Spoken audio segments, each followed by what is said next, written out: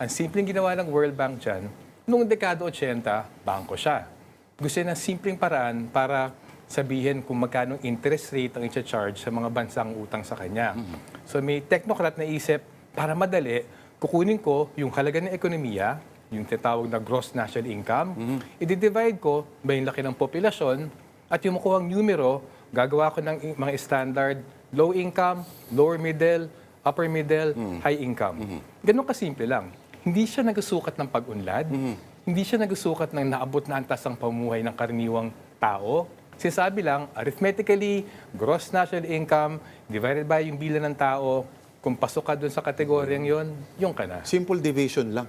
Simple division lang. At sa amin, magandang diinin niyan kasi sakto, dumating itong magandang balita na upper middle income tayo, dumating ito sa panahon na una, dumami ang bilang ng mahirap sa Pilipinas. Ayon sa SWS, nadagdagan ng 2.3 million ang mahirap since pumasok si Pangulo Marcos.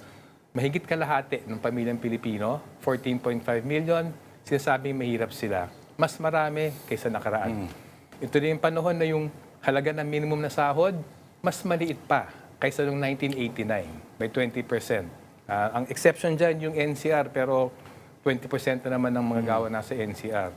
Nangyari itong upper middle income status habang nag-triple ang inflation sa nakarang 3 buwan na magpapabigat sa araw-araw na gastusin ng milyong-milyong pamilyang Pilipino. So kung panukat siya ng pag-unlad, hindi lang tutugma.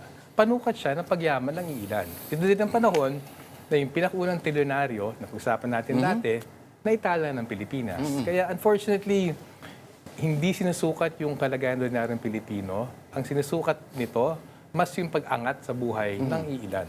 Promise, bukas, pag humupa na yung emosyon sa upper middle income, ma-realize ng bawat Pilipino, walang kinalaman yung upper middle income status na yan sa araw-araw na pamumuhay ko.